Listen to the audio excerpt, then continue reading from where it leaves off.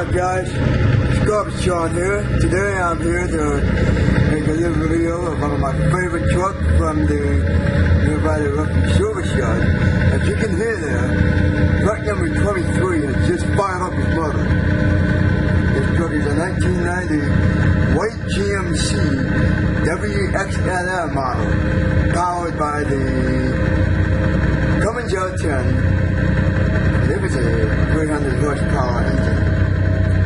It's got the Allison HT740 automatic transmission. This truck has a 25 cubic yard power Formula 5000 oil collection line. This truck is amazing to drive. Really fun to drive. Goes fast, runs well. It's a spread truck, so it does you good driving that often.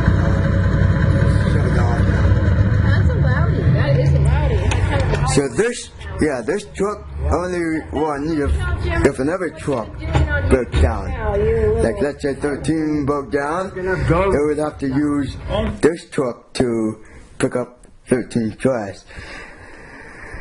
I'll try to give a video of the truck driving and picking up garbage in the future. Anyway guys, that's the little video for today. Guess I'll talk to you guys later.